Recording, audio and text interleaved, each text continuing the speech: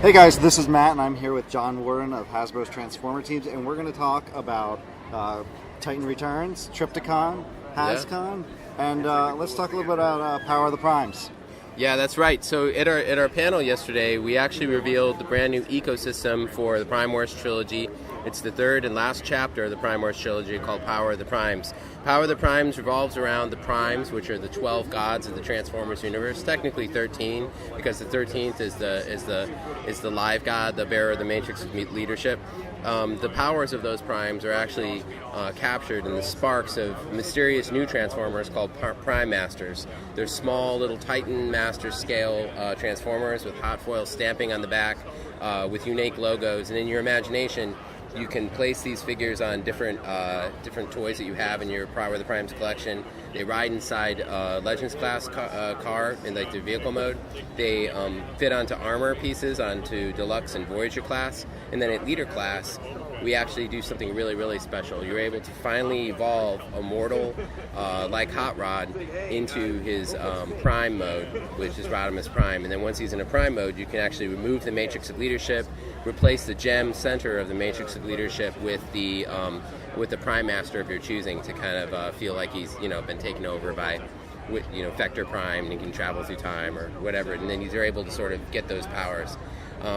Rodimus Prime really is one of those things. This is one of the reasons why we love coming to events like San Diego Comic-Con, and we have a chance to talk to fans, because we heard last year loud and clear this is a character that people want to see in Leader class. So I worked directly with Hasui-san and at Takara Tomy to really bring fans the most premium version of this character. And when you check it out and you have a chance to transform it, it's very, very intricate and amazing, because the front of the vehicle actually transforms into a deluxe scale Hot Rod. The back of the vehicle transforms into his legs and arms. And the two of them combine together into kind of like a power-up mode and into a very articulated and cool Rodimus Prime. Very, very fun. Yeah, I mean, it's the most detailed Rodimus Prime. I mean, it rivals even the Masterpiece.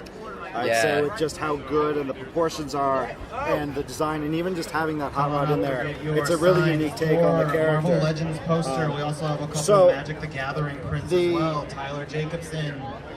So this is the third part of the trilogy: Combiner Wars, Titan Returns, Power of the Primes. That's right, yeah. So from its inception, was this all planned out to be a trilogy of storylines, or is it something that evolved? It was definitely something that evolved. We started off with Combiner Wars, and we knew that Combiner Wars at some point we had to start to explore other Transformers, because we were there was a lot at the time that we knew we wanted to cover. We had the Headmasters and big guys like not Metroplex, it's done in Thrilling 30, but Fortress Maximus and Trypticon and even Scorponok.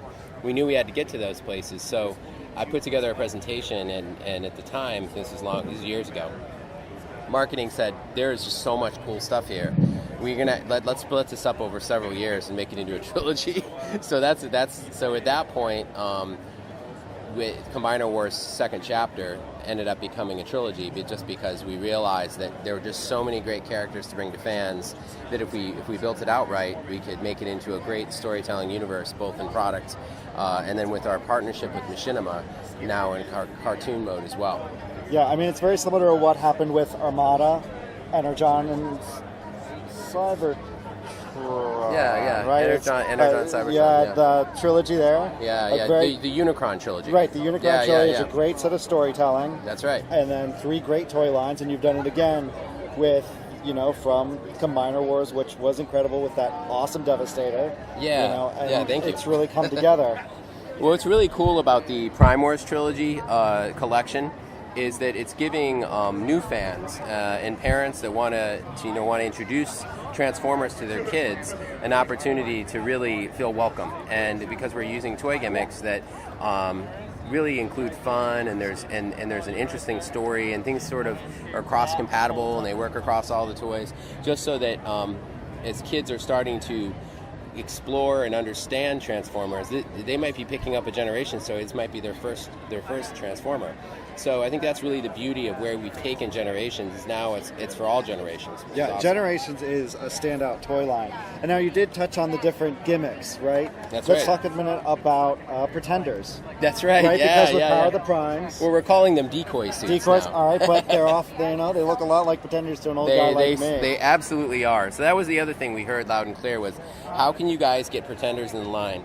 Now, Pretenders for a lot of fans, it's sort of a divisive. There are some fans that love Pretenders, and there are some fans that loathe Pretenders. So we wanted to make sure that we brought Pretenders in a way that made sense. So with the Power of the Primes, the Prime Masters have incredible power, and so we're saying to hide from mortal Transformers, they disguise themselves in these decoy suits. But for a collector of 80s toys and someone who grew up reading the comic books and understands who these characters are, they certainly are the Pretenders characters, and we definitely have a deep collection that fans are going to have to wait and see. But there are some really cool characters. We've really selected some of the best Pretender characters to be in this assortment. Oh, that's fantastic. So who's your personal favorite? Me? Oh, boy.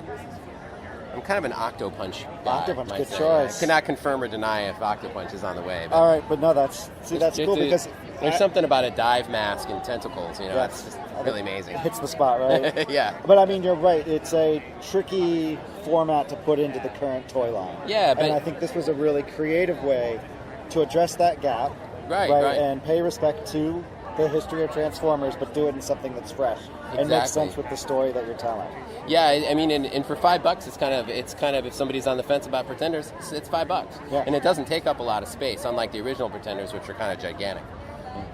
So now that we've got Pretenders, and we've had Headmasters, and we've had Target Masters, and we've had Combiners, Yeah. I mean, we're kind of running towards the end of. Oh, are you of kidding? G1 gimmicks. There is so much other cool stuff we haven't even scratched the surface on. No? What about Predaking? We haven't done a Predaking Well, no, yet. I mean that's Predaking and Scorponok. Those are must-haves. There's a bunch of more must-haves, but I think what you're getting at is what's going to happen after the Prime Wars trilogy. Right. So after the Prime Wars trilogy, Ashley and I we're talking to somebody else yesterday, and we actually said that in fact we've actually plotted out all the way out to 2021. Okay.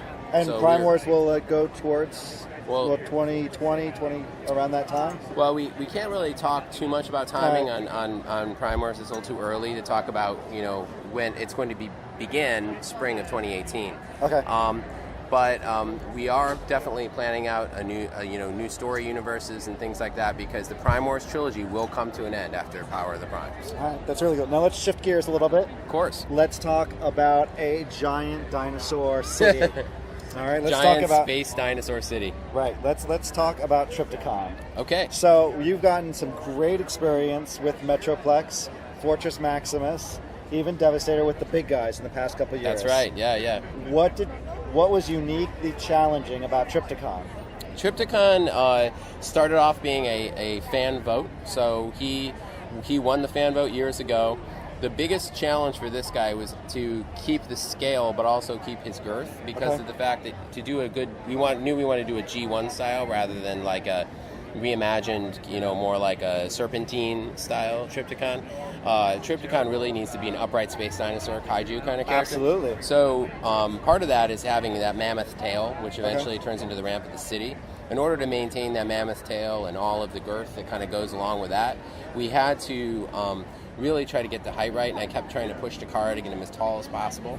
But probably the most unique challenge on that guy was the fact that he's got has to beat Titan Masters. Right, that was actually so Takara in the beginning was very resistant. They were like, I don't think there's enough room to. And so we worked back and forth a bunch, and we devised a way to do kind of an esophagus that works that actually ratchets around inside of his neck, and you're able to tilt his head back and feed him Titan Masters, which is incredibly enjoyable to do. It makes this wonderful plinko kind of sound as they fall into his belly. Oh, that's awesome. Now, Trypticon is the first Transformer with a eating action feature, right?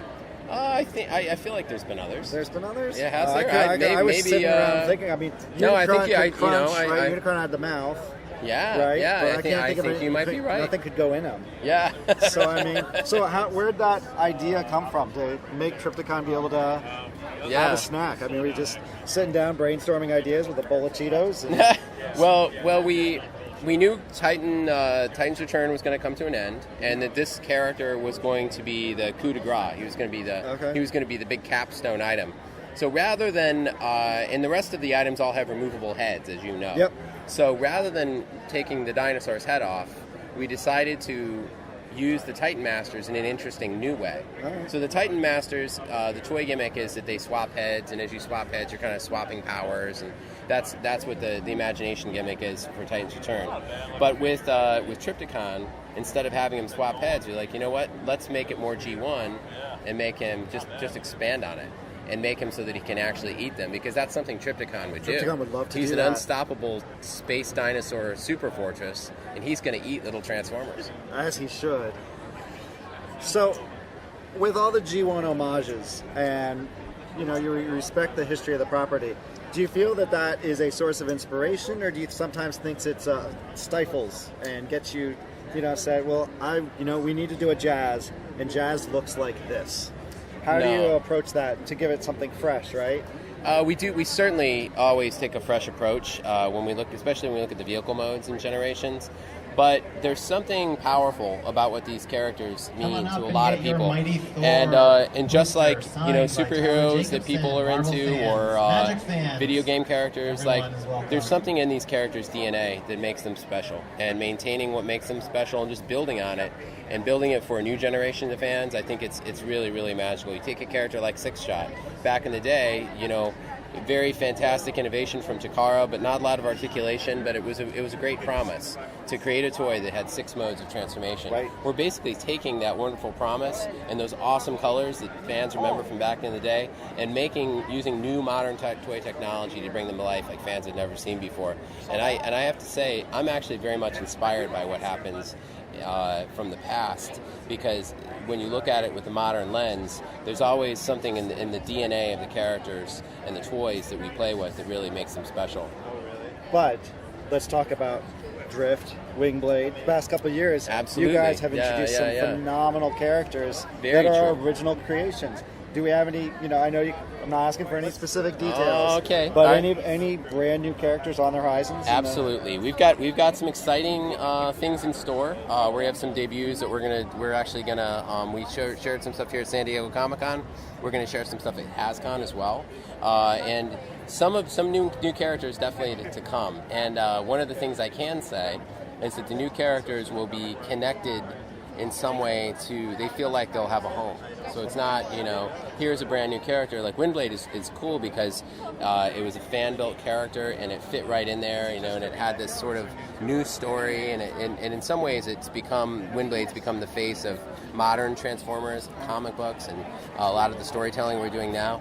But what I'd like to do on Power of the Primes is kind of look at what are some new things that we can bring to the table, and honestly moving forward in general.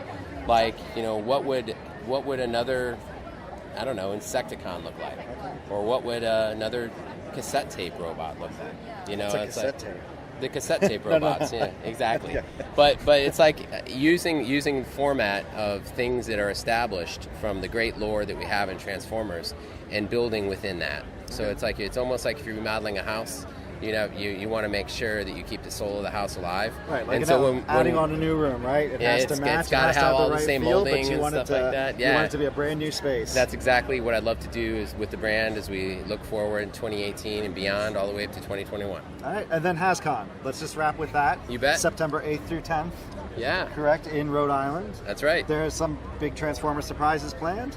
Yeah, we've got some great things on the horizon. I think stay tuned. There's going to be some really exciting announcements coming soon about Hascon, but Hascon's going to be really cool because it's in our town.